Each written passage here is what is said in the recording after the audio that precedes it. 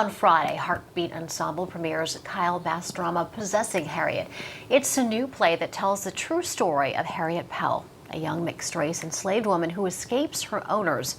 Possessing Harriet runs through the 15th, and we're happy to have actor Godfrey L. Simmons Jr. and director Vernice Miller with us today. Thanks so much for being with us. Oh, thank you.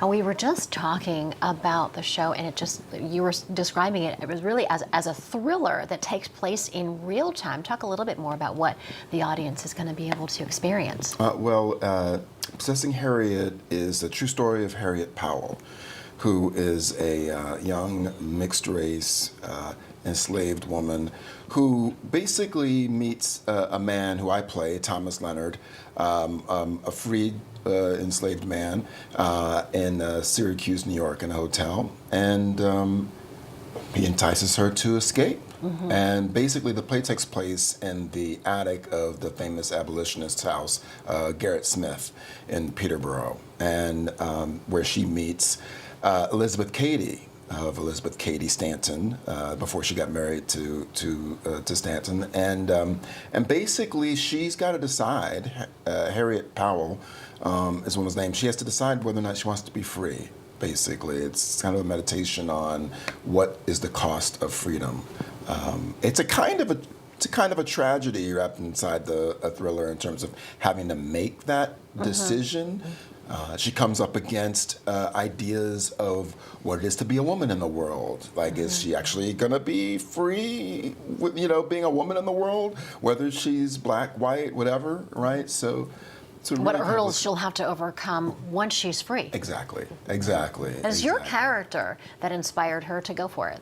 Apparently, yeah. Mm-hmm. He meets her in the play. He meets her in this hotel, and he, says, asks her the question, "Are you a slave?"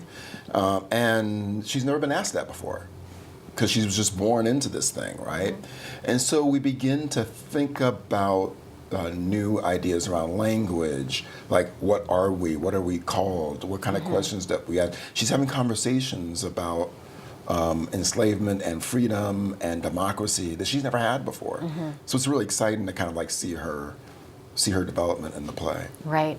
Now, Vernice, when you first got word of this piece and you learned a little bit more about it, what was going through your mind as a director? Well, I just come off working with Kyle Bass's other play, Tolliver and Wakeman. And so for me, working yet again on another Kyle Bass play was really endearing. He is so meticulous a writer, and he's writing from his own family's personal story. He comes from someone who can trace his lineage, his American lineage, which is something that's quite unusual for most enslaved people, descendants of enslaved people here. And Kyle is able to do that. So he's drawing the role of Thomas is reflective of Tolliver. And so in reading the play and seeing these characters who were so complex, and then the relevance of the conversation that we're still unpacking today. Even today, yes. Yeah. And so that just, I had to say yes. And I mentioned it's a 90-minute real-time recollection or play-by-play, basically. Very intense, I have to imagine. Yeah, and again, it's a true story. She's going from being a slave to being free in 90 minutes, and you're going along with the journey. Absolutely. Yep. Now, the only real reference to this event is actually, interestingly enough, through Elizabeth Cady Stanton. I believe it's like a memoir, autobiography, and she basically, the reason why it's 90 minutes is because she says it's 90 minutes, in which that she got a chance to spend this time with this woman, Harriet Powell. And we don't know what happened there, but Kyle talks about this thing, even though these are real people, he talks about this thing called emotional truth. And this idea that like the people coming from the grave would look and they wouldn't recognize like them on the stage.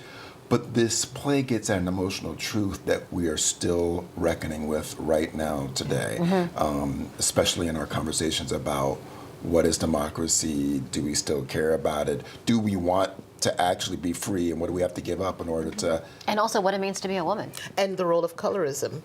Yeah, because Harriet Powell passes, she could pass for white.